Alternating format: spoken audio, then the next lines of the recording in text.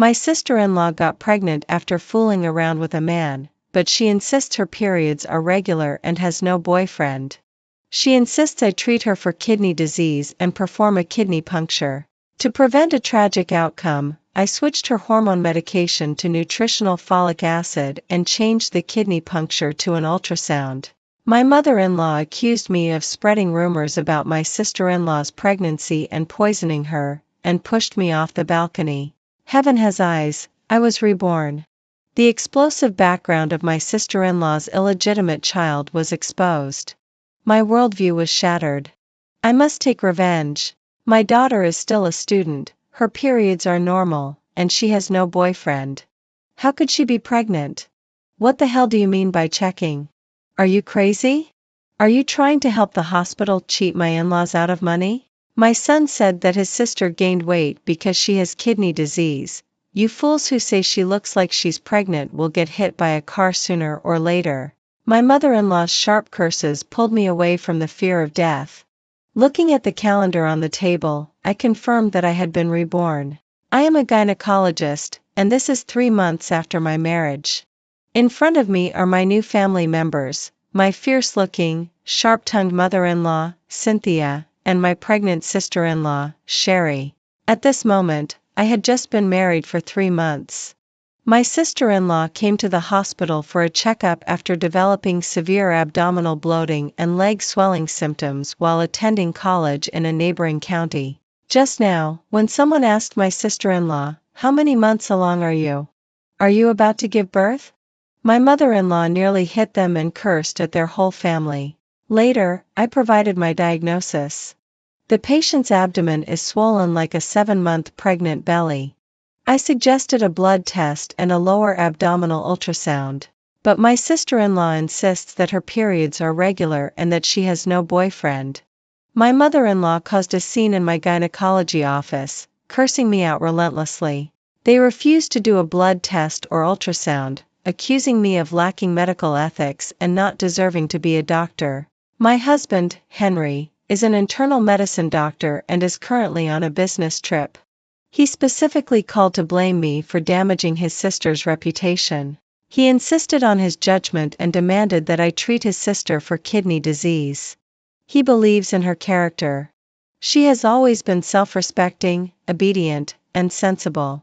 She could never be pregnant out of wedlock and doesn't need further examination. Henry, based solely on a urine test screenshot, concluded that his sister had nephrotic syndrome. That urine test result indeed resembled nephrotic syndrome. But it does not rule out the possibility of my sister-in-law being pregnant. Unfortunately, she lied, leading Henry to misjudge the situation. After all, lives are at stake. I couldn't agree with that. So, I changed the preoperative hormone medication to nutritional folic acid. I also changed the kidney puncture surgery to an ultrasound and covered all the expenses. But then my mother-in-law found out and accused me of spreading rumors about my sister-in-law's pregnancy and poisoning her. After a bit of shouting, she pushed me off the balcony. As I hovered on the brink of death, I vaguely heard them discussing. I heard she was an incompetent doctor who caused the death of my sister-in-law and then committed suicide out of guilt. It seems that while I fell, Sherry also got into trouble. I was harmed and had to take the blame. Perhaps the heavens felt guilty toward me. They let me be reborn on the day my sister-in-law came to see me for a consultation. I was still in a daze when a patient in line could no longer endure it. If you don't want to undergo an examination and don't believe what the doctor says, then go find someone else. You're wasting everyone's time here. I expressed my deepest apologies and immediately took the patient's insurance card. But my mother-in-law snatched the insurance card away and threw it back at the patient. Then she boldly slammed the urine test result on the table in front of me. She unapologetically pulled rank and confronted the female patient. "This is my daughter-in-law, if you don't like it, tough luck." My sister-in-law, with a sense of righteousness, educated her. "Sister, please consider the feelings of a naive college student." The female patient dared to be angry but didn't speak up and was about to get up and leave. I promptly held her down and let my sister-in-law queue up. This infuriated my mother-in-law, who flaunted her brain that seemed wrapped in cloth. Don't forget your identity, stop putting on airs in front of me. With your attitude, you would have been divorced in ancient times.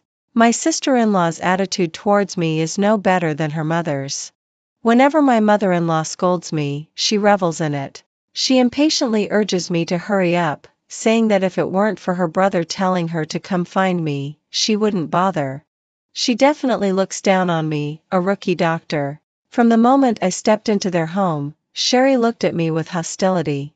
She didn't even care about speaking ill of me right in front of me. I told you she was not worthy of my brother after just 3 months of marriage, you just didn't believe me. This girl is so foolish. She wants to die and still drags me down with her. Thinking about it made me lose it. I slammed the table and angrily retorted.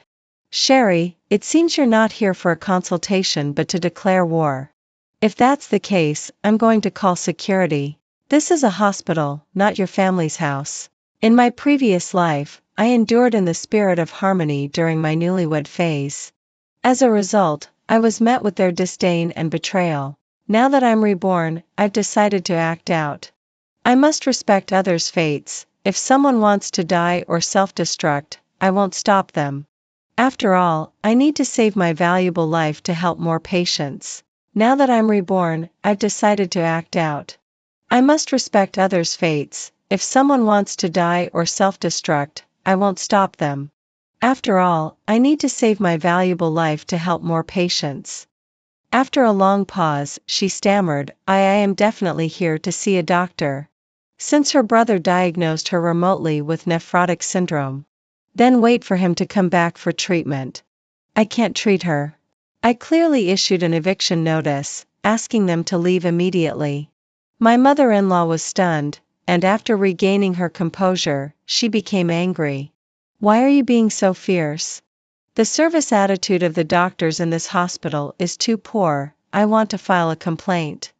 I told her to go ahead and complain. They are Henry's family. If they make a scene like this, Henry would also face consequences. His position as a deputy chief physician, which he has yet to stabilize, might be in jeopardy. In my previous life, I couldn't withstand their chaos. I reluctantly became Sherry's attending physician. I secretly helped change the treatment plan just to save her. This time, I decided to take the initiative. Otherwise, I'd be the one at a disadvantage.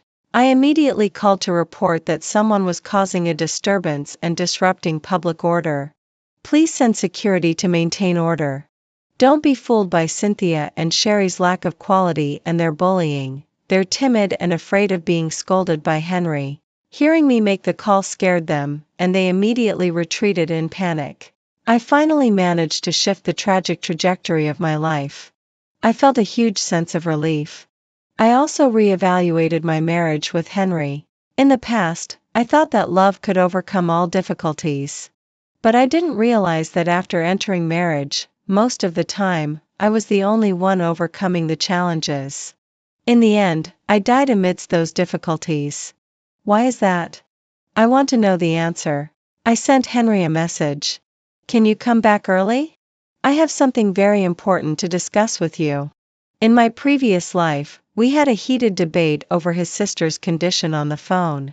We each believed only our own judgments and argued back and forth. But in the end, I compromised. He replied to this message after a day. He only said he would return in another month and that we could talk when he came back. However, I didn't survive until his return. This time, I had to send another message. Since you insist on treating your sister's illness, do it however you see fit and bear the consequences. I'm moving out. This is a notification, not a request. Seeing that busy man Henry replied immediately shocked me. Mia, can you please not cause a scene? Clearly, it's your fault. As a doctor, how can you publicly insult a patient's integrity? What happened to your professional ethics? You weren't like this before. Now it's a doctor-patient system. They barged into my office and cut in line. I was merely conducting a normal examination, expressing reasonable suspicion, and boldly making suggestions. How did that become an insult to her integrity? Why didn't they say anything when they were the ones shouting? Henry sent another commanding message. Forget it, I don't want to argue with you. Sherry's kidney disease cannot be delayed, you must treat her tomorrow. I reiterated that I couldn't treat her. I was furious and responded sarcastically. Henry, the deputy chief physician with excellent medical skills and great courageous little doctors can't compare. He was furious too and actually threatened me with his position as a mentor. You must treat her, if not, someone else will. I will call to check. If Sherry is not treated tomorrow, that means your skills are lacking. If you can't even handle such a minor illness, you aren't qualified to see patients. Starting the day after tomorrow, you won't need to come to work anymore. Go back to your training. I laughed coldly, tears in my eyes. At this moment, only voice messages could express my anger. Henry, listen up. I will never bow down to evil forces. Is it all right if I resign? It seems we rushed into this marriage too quickly, let's separate for a while to cool off. In my previous life, from the moment I married into his family, I longed for their approval. Even if I had to be humble, I thought it was a test of love in our marriage. Now, I must admit, our love didn't withstand the test. Having died once, I resolutely chose to love myself. At this moment, I still felt a twinge of guilt, always thinking that I was betraying our love. Little did I know, from the moment I married into their family, I had been living in a huge, absurd, and disgusting lie. I went to a housing agency to gather rental information, then went to a mall to buy surveillance equipment and a self-defense electric baton. After taking all precautionary measures, I returned to that troublesome home. As soon as I got home, I heard my mother-in-law's furious shouts. Who is spreading rumors? Our Henry has confirmed that Sherry has a slight kidney issue, which is why she gained weight. Whoever tarnishes my daughter's reputation, I will tear their mouth apart. The reason was that a relative in the family group chat had been discussing Sherry's weight gain. After not seeing her for a semester, I couldn't recognize Sherry. I thought she was about to give birth to someone's child, haha. Do you understand anything? The matchmaking market is good for breeding. That was quite harsh. My sister-in-law was so angry that she was jumping up and down. Dad, how do you have such low-quality relatives? I'm going to mingle in high society. I will never associate with them. Seeing me return, my sister-in-law mimicked her mother's sarcastic tone. Mom, the Buddha has returned. At this moment, I noticed the dining table was a complete mess, with leftover food that couldn't even be called scraps. They had clearly already finished dinner, and the bowls and plates were left for me to wash. This situation only occurred when my mother-in-law intentionally targeted me. In the past, I never took it to heart. No matter how hard I worked, I would help with washing up.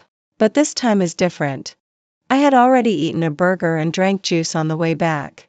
I ignored the dirty dishes on the table and them all together, walking straight into my room. Not long after, my mother-in-law came in, looking somewhat impatient. Go into the family group chat and support your sister, we must shut them up. In my previous life, I complied with their request, which indeed silenced the gossip. But later, my sister-in-law suffered a tragic fate. I became the so-called conscience-lacking quack doctor in their eyes, and my death was unjust. Why should I pay for their foolishness? This time, I chose to silence Cynthia. Let Henry say it, otherwise, you'll claim I'm trying to steal the limelight again. Cynthia was clearly holding back her anger, as she needed my help. You are a gynecologist, and as an outsider, you're more authoritative and credible. I was taken aback by that statement, focusing entirely on the term outsider, but soon became indifferent.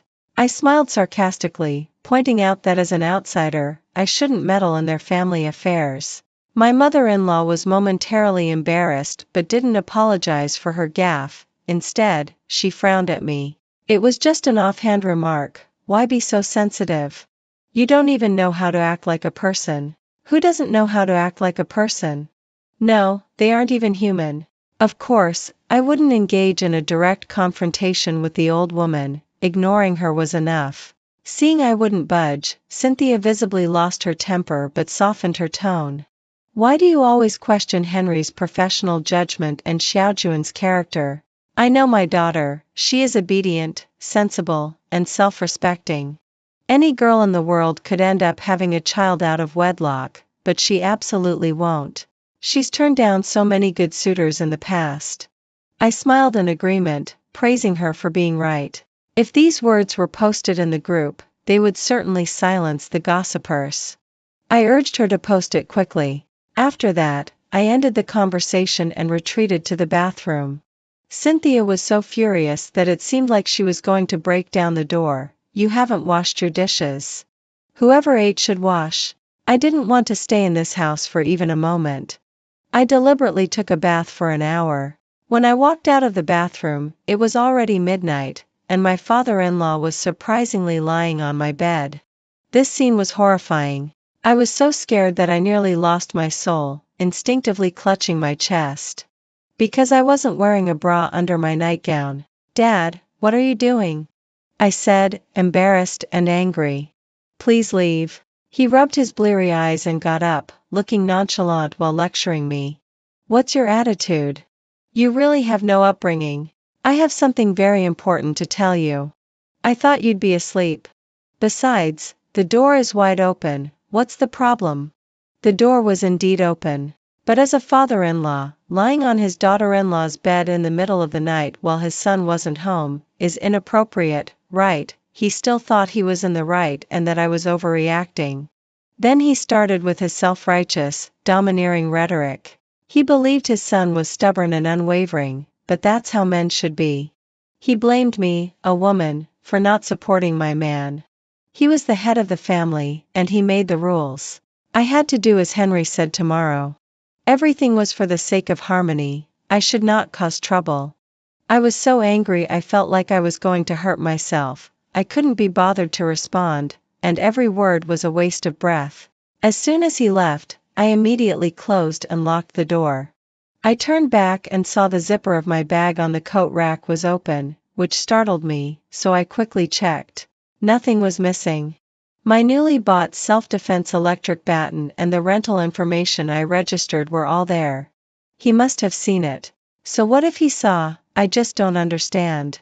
Why do they insist on making me Sherry's attending physician, and why must they follow the treatment for nephrotic syndrome? There's also one thing I'm curious about.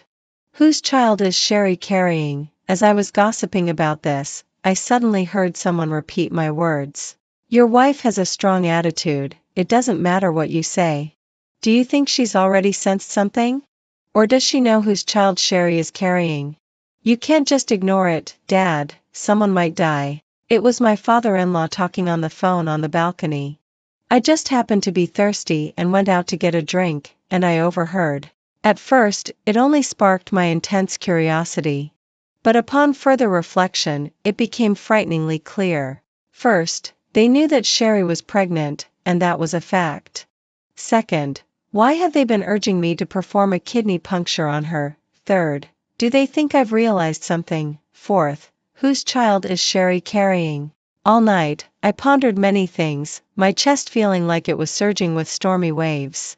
I really didn't expect their determination to have Sherry undergo the kidney puncture would be so resolute. The three of them were waiting at my door early in the morning. I skipped breakfast and left directly. Without giving me a chance to refuse, they got into my car. I could only say I'd take them to the hospital but would not serve as Sherry's attending physician. I suggested she see another doctor instead. Sherry stubbornly stated, with a smug expression, that wherever I went today, she would follow me. She wouldn't let go until I wrote her a prescription. My father-in-law's face turned as dark as the bottom of a pot, questioning whether I had taken his words from last night lightly. I told you her medical skills are too poor. I don't dare treat her, but you wouldn't believe me. I don't understand why you insist on sticking your hot face against her cold backside, my mother-in-law said with a mocking and disdainful tone. Yes, whether they were being stubborn, mocking, or provoking, I treated it all like water off a duck's back. They were getting anxious, and I responded with indifference. Let them hit their fists against cotton. I had 17 missed calls from Henry and many messages from him on my phone. I could guess what he wanted to say without looking. It was nothing but threats and temptations. Once at the hospital, I found Director Leo and made a scene about resigning. I embellished my complaint about Henry, claiming workplace bullying. Director Leo took our quarrel lightly, thinking we were just a couple having a spat. He urged me to calm down and even threatened to scold Henry. Director Leo was very kind.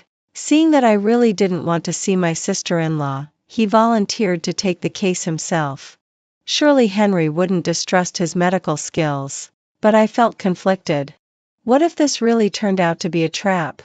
Wouldn't I be harming Director Leo? But Director Leo was so concerned with face and had such a firm attitude. Since he had volunteered, if I refused, it would seem like I was doubting his skills, which would be quite rude. With Henry's family right nearby, I couldn't directly mention my sister-in-law's situation and could only send a message to remind Director Leo. Director Leo, I strongly recommend you arrange an ultrasound for Sherry. I seriously suspect the patient's account is a lie. Don't let them know I tipped you off, otherwise, we'll both be in trouble. Director Leo's specialist appointments were usually hard to book, and now that he had taken the initiative to see Sherry, Henry's family had no reason to refuse. They awkwardly followed Director Leo. I gestured to Director Leo to check his phone, but he seemed oblivious and didn't look. I was very anxious inside. After sending 3 more reminders, he still hadn't replied. I couldn't sit still in the office, so I went to sneak a peek at Director Leo's consultation room. I found that only Henry's family was there. Director Leo was absent. The nurse told me that Director Leo's wife had come to the hospital to find him, and he had gone downstairs. I called Director Leo, but it was the emergency room at our hospital that answered. Director Leo has had a heart attack and is currently being resuscitated. The incident happened too suddenly and coincidentally. I could hardly believe my ears, my heart trembling. When Henry's family learned of this, their reactions were mixed. My mother-in-law sighed deeply, speaking of the rural mysticism and feng shui as if they were profound truths. TSK. Director Leo is such an unfortunate fellow, he shouldn't have taken this case. In terms of fate, this is called taking on another's burden. A doctor treating a patient is like a feng shui master solving a disaster. This calamity of Sherry's was meant to be resolved by you, Mia. If you solved it, it would be a good deed, accumulating virtue. Director Leo insisted on substituting for you, which is going against heaven's will, so he's suffering divine retribution. Sherry was scared and, like her mother, came to poke at my backbone. She cursed me as a heartless disaster in the medical field. Now it was not just about harming Director Leo. If I delayed her condition, I might kill her. In a fit of anger, she asked if I could bear the responsibility. I was speechless. How could a university student believe in such nonsense as fate? If you are truly harmed by this so-called illness, then you are a fool, and it has nothing to do with me. Are you daring to scold me? Sherry angrily bumped her belly against me, causing her face to contort in pain. Is she out of her mind? My father-in-law remained calm throughout, as if he had known in advance that something would happen to Director Leo. He's at retirement age, has a bad heart, and high blood pressure. These are normal ailments for the elderly. What's so surprising? Don't get caught up in this. Hurry and book the appointment for Sherry's kidney puncture. If you'd done it earlier, Director Leo wouldn't have had an accident. Hurry up. He spoke as if it were nothing, constantly tugging at my clothes. I shook off his hand. I firmly stated that until Director Leo had passed the danger period, I would refuse to leave the emergency room door. You woman, I think you need a beating.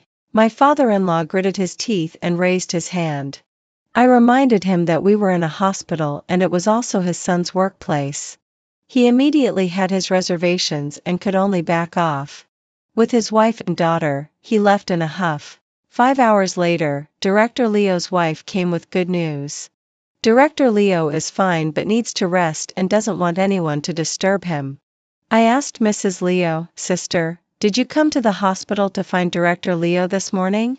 I found it strange. If Mrs. Leo was downstairs at that time, Then why did I wait for minutes at the emergency room before seeing her rush in wearing her work uniform, panting? Mrs. Leo looked puzzled. No. I was at work and rushed over as soon as I received the notification that Leo had collapsed. I inquired with the nurse who reported the incident. The nurse said someone called the nurse station claiming to be Director Leo's spouse and urgently needed to find him. She was waiting at the hospital entrance and asked for Leo to come down immediately. I checked the surveillance footage, but the area where Director Leo collapsed was a blind spot for the cameras. I also asked the hospital security, but they were unaware of the situation. Could it be that someone impersonated Mrs. Leo? My intuition told me that Director Leo's collapse was suspicious. There was another thing that made the entire mystery even murkier. I returned to my office and opened my computer to prepare for work, only to find someone had used the mouse and logged into my system account. Fortunately, I was attentive. The account's back-end history was extensive. In the afternoon, I had an outpatient clinic. If I hadn't checked carefully, I wouldn't have noticed the added entry out of nowhere. I had prescribed hormones for one patient and generated a kidney puncture order. Although I couldn't see the patient's specific information, I had already guessed who it was. I angrily returned to the Henry family's house, only to find everyone from Henry's family had disappeared. The house was empty. When I called them, all their phones were turned off. Henry's phone was the same. So I sent him a message demanding answers. Henry, you logged into my account, didn't you? You're the only one who knows my password. Do you know you're breaking the law? He replied with a question mark emoji. Baby, what are you talking about? I don't understand. I sent a voice message. I want to see you immediately. You miss me, right? I took a day off. We're at the Happy Resort Hotel on Victory Road in Maui District. It's too late now. Come tomorrow morning at 8, and I'll give you a surprise. In my past life, Henry was always on business trips, and he never showed up until I died. What exactly is Henry up to? I can't see clearly. Taking advantage of the fact that his family was not home, I rummaged through their rooms, hoping to find some family photos. Perhaps I could uncover clues about Sherry's pregnancy secret from the pictures. But strangely, there were no childhood photos of the Henry siblings. Only pictures from their teenage years to adulthood. I wanted to contact Sherry. But her phone was unreachable, and she didn't respond. Finally, I thought of a way. I opened the short video app to access the contact list button. Sure enough, I found Sherry's social media account. I could only give it a try. I sent several private messages. Sherry, is your menstrual cycle really normal? Have you really not slept with a man? Nonsense. Are you capable of asexual reproduction? The baby in your belly must be moving every day, right? Why are you lying? Pregnant women taking hormones and undergoing kidney punctures risk stillbirth, and it's highly likely to be a double tragedy. Have you been cursed? If you want to die, I won't stop you, but don't drag me down with you. Is someone manipulating you? Are you really that foolish? Are you doing whatever they tell you? If you die, you'll gain nothing. They might even celebrate with the money they earned from trading your life for theirs. That's all I have to say. You should think it over. My words were sharp, piercing her heart with each line. I didn't believe she could remain unmoved. At the Happy Resort Hotel. As soon as I arrived at the entrance, Henry ran up to me enthusiastically and hugged me tightly. Apologies. Repentance. His attitude was so good as if we had never quarreled. I'm sorry, my wife, please don't be angry. It's all my fault. I'll handle Sherry's illness myself. If you don't want to, that's fine. I won't force you anymore, just don't run away from home. He gently kissed my forehead, his eyes full of affection, as if he could melt hearts. I quietly watched him, not rejecting his kiss and embrace. Only when he brought me into the hotel did I realize he had decorated a romantic balloon hall.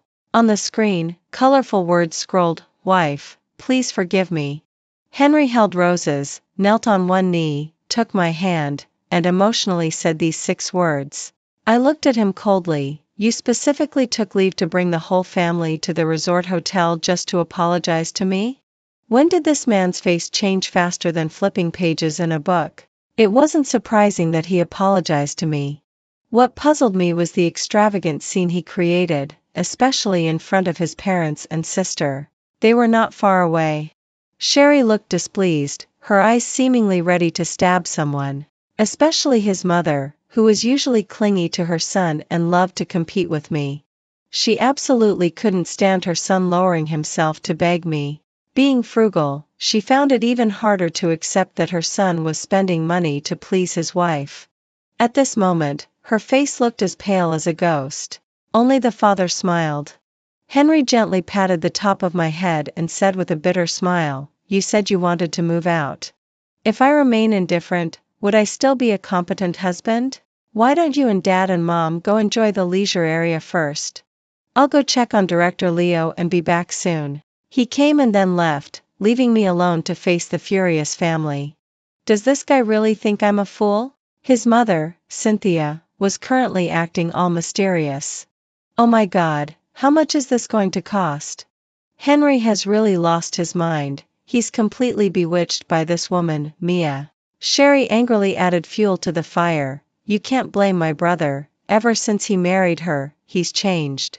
He works overtime, no longer smokes or drinks. He doesn't touch any of his old hobbies. That woman is the shackles binding my brother's freedom. Cynthia clutched her chest and stomped her feet. Our family has really had bad luck for 8 generations to marry such a spendthrift homewrecker. They were deliberately saying this for me to hear. I didn't want to go over and turn to leave. Seeing this, Cynthia exploded as if she had eaten gunpowder, rushing over while screaming, "Mia, stop right there. What the hell do you think you are? How dare you treat my son like this? Our Henry family married you, not to support you like an ancestor. Helping you is giving you face. If you're shameless, don't blame me for tearing off your mask." The old man promptly stopped Cynthia, scolding her to calm down and not to ruin their son's intentions, otherwise, the money would be wasted. When it came to the possibility of wasting money, Cynthia's heart visibly ached. "Let's go, we need to get some snacks and drinks. We can't miss any of the massage chairs, fitness rooms, or card rooms." As I was about to leave, Sherry suddenly yelled at me, "Where are you going? Brother said I'm the patient, and you need to take care of me. You need to get me a glass of juice right now." I was speechless and coldly laughed, mocking loudly, "Your belly is getting bigger, but your brain is shrinking? You have a mother and yet come to boss me around? We've fallen out. If I get you juice, would you dare to drink it? Aren't you afraid I'll poison you?" Sherry crossed her arms, parading around the entertainment area with her big belly, looking smug. "In a public place with so many people around, I doubt you'd dare to." In a public place, especially during the daytime, it was indeed safe, otherwise, I wouldn't dare to come alone. I told Sherry unkindly, "If you want juice, or if you want pesticide, go ask your mother." Seeing that I was getting further away, Sherry angrily shouted, "Mia, stop." I ignored her and continued walking. She cursed and chased after me. "You bad woman, do you really dare to leave me behind? When my brother comes back, I'll definitely report you." I went to the resting area filled with massage chairs. At this hour, customers were either having breakfast or in the gym or reading room. There was no one in the resting area. I walked straight to the water dispenser, took a disposable cup, and poured myself some water. Just as I poured half a cup, Sherry snatched it away. "I need to take my medicine." I immediately recognized the medicine in her hand. It was hormone medication for nephrotic syndrome. She had been taking it for 2 days. "Go ahead, your brother prescribed this tonic. 1 dose can rebirth you, 2 doses can help you transcend, and 3 doses can send you to heaven." Sherry was left speechless, her mouth twitching. "Mia, are you crazy? Why have you been acting so insane lately? In my past life, I wasn't crazy enough. I naively thought I could do good deeds without leaving a name, secretly helping her change her medication and treatment plan, but once discovered, her mother got rid of me. In this life, this is my true nature, I can be even crazier." I took out a self-defense electric baton and smiled wickedly. "From now on, whoever provokes me will get shocked." Sherry was terrified, stepping back repeatedly. What the hell, have you split personalities? The noise from the resting room attracted the attention of passers-by. Suddenly, a terrified scream rang out, and 2 passers-by rushed into the resting room. Soon, cries for help echoed from the resting room. Help! Someone is bleeding. Just as the cries subsided, Leo burst into the resting room. He was right on time, down to the second. Sherry's skirt was covered in blood, and she had already lost consciousness. I stood by, shaking as I dialed the emergency number. Mia, you killed my daughter. Leo screamed with red eyes, raising his fist to hit me. I quickly dodged and scolded. What's more important now, your daughter's condition or blaming me? Cynthia ran over and, seeing her bloodied daughter, was frozen in shock. Leo hugged her and cried, our daughter was killed by this wicked woman. Cynthia, don't be impulsive. Let's sue her and make her pay and go to jail. Cynthia finally came to her senses and immediately started throwing a tantrum, crying loudly. Oh my God, this is so unjust. This wicked woman killed my daughter. Soon, an ambulance arrived. Sherry was taken to the hospital affiliated with me and Henry's unit. Henry, who was so sincere in apologizing to me in the morning, had vanished without a trace, and his phone was unreachable. The doctor in the emergency room asked Cynthia the same question. Your daughter is so big, how long has it been since her period? Is she pregnant? Cynthia cursed loudly. You're a doctor, how can you say such nonsense? My daughter has regular periods and no boyfriend. She has nephrotic syndrome, her primary doctor just prescribed medication yesterday, and the kidney puncture surgery is this afternoon. If you don't believe me, check. Keep talking nonsense, and I'll rip your mouth apart. The emergency room doctor asked who Sherry's primary doctor was. Leo pushed me forward. It's her. Mia. I was laughing crazily inside, waiting for this moment. On the surface, I calmly said, yes, that's me. Prepare the operating room. Leo didn't expect my cooperation and looked surprised. Sherry and I were in the operating room for 4 hours. When I finished the surgery and walked out, Henry was anxiously pacing at the door. When he saw me, he rushed over, crying. How is Sherry? His father was screaming and swinging his fist as if to hit someone from a distance. You poisonous woman. My daughter only scolded you a few times, and you used a stun baton on her and pushed her. If anything happens to her, I'll make you pay with your life. How do you know I have a stun baton? How do you know I used it on her? Do you have X-ray vision? I glared fiercely at Leo. He stammered, I guessed. 1 corpse, 2 lives. I fixed my gaze on Henry, not letting go of any expression on his face. How do you know I have a stun baton? How do you know I used it on her? Do you have X-ray vision? I glared fiercely at Leo. He stammered, Henry's face filled with tears, first with sorrow, then shock. Then he started his superb act. Mia, you're the one being self-righteous, ignoring my advice and insisting on diagnosing nephrotic syndrome. It's all recorded on Sherry's insurance card. I didn't expect you to make me take the blame to shirk your responsibilities. Sherry is my sister, we're the victims. How can you make the victims bear the blame? Has your conscience been eaten by dogs? I coldly watched him perform. Cynthia, who was originally crying and gasping, was stunned by Henry's words, looking blankly at her son and then at me. His father immediately took out a megaphone and shouted loudly. Help! This hospital is killing people. Mia, I didn't expect you to be so heartless. This is a serious medical accident. Your hospital and you are both responsible. Hurry up and call your hospital director out to negotiate with us. If you don't give us $2 million, we'll set up wreaths and coffins in your hospital lobby and see who's tougher. So quickly revealing your greedy nature? I sneered, you really dare to ask for $2 million? How much will the accidental insurance pay on that side? Oh, Henry, you're about to get rich. I'm the scapegoat here, and you're the one who profits. Henry claimed he didn't know what I was talking about. Mia, this is just a medical accident. At most, you'll just change jobs. I wouldn't mind you becoming a housewife. Don't be so stubborn. He was calculating everything so well. The previously dark expression on the man's face was now filled with a sinister glow. He seemed so unfamiliar. The one who shouldn't be so stubborn as you. Director Leo, supported by someone, walked over.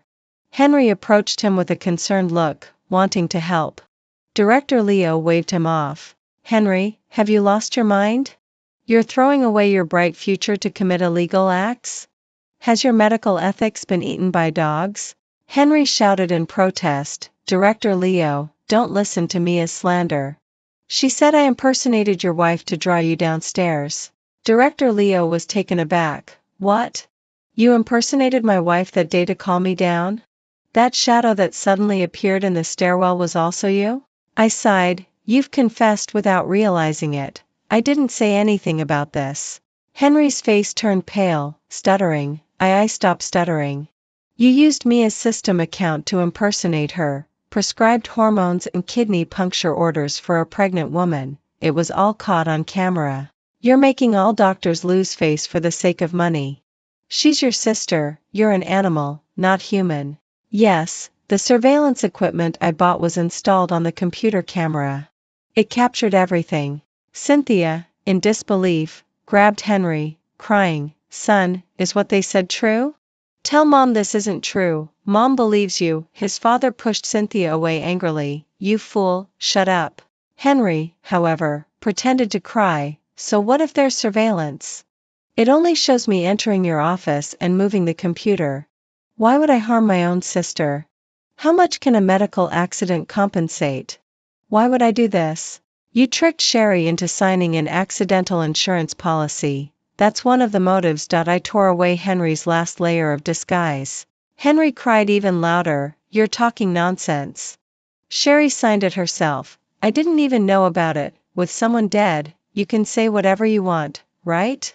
Director Leo said helplessly. I told everyone not to rush, letting the parties involved come out to clarify, and the truth would be revealed. As soon as I finished speaking, Sherry walked out of the emergency room crying. Henry, why did you do this to me? You killed our child. I'm going to fight you. Sherry, in a fit of hysteria, rushed toward Henry, landing chaotic punches on him. Henry looked at me in disbelief. At that moment, I was calm, like an outsider announcing Henry's death sentence. What are you looking at? This is the retribution you deserve. You should go to hell. Henry looked as if he had been struck by lightning, pale as a ghost, standing frozen in place, only his lips trembling. Yes, all the details of what happened in the hotel were planned by Sherry and me after we discussed it. The blood was fake, the unconsciousness was also fake. But the child in her belly was genuinely lost. That night, after I sent her private messages on her social media account, I waited until she fell asleep. At 2 a.m, I received her reply. She cried and screamed, saying a lot. They didn't have childhood photos together because their families were blended. They were not biological siblings. The illegitimate child in her belly was Henry's. At that moment, I was blown away by the truth, feeling a mix of shock and horror. I had been kept in the dark until my death in my previous life. I was truly a big fool. Apart from Henry, even his biological father, Leo, knew about this. Leo had unknowingly developed a gambling addiction, owing a lot of debt and needing a large sum of money to repay it. Unable to earn money, his conscience was devoured by dogs, and he encouraged his son to do something big. Henry didn't love Sherry. Their relationship was just a drunken mistake. He wanted to preserve his reputation, his job, and his marriage. So the father and son came to an agreement and planned this terrible scheme, sacrificing Sherry to save themselves and their crumbling home. Before being taken away by the police, Henry knelt before me, crying and begging me not to divorce him. Mia, I really love you. I didn't want to lose you, so I planned all of this. Sherry and I were an accident, but she wouldn't let it go. I did this because of her. Actually, as long as you take on the responsibility for the medical accident, we can still be happy. I can support you for the rest of your life. Now that nothing has happened, it's still good. Let's act as if nothing ever happened. Please, you and Sherry go to the police and say this was all a misunderstanding, okay? The current Henry not only felt unfamiliar but also disgusting to me. I did not agree to his shameless request.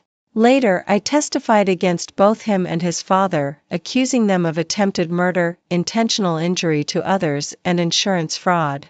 After the divorce, I never saw anyone from Henry's family again. Both Henry and his father ended up in prison.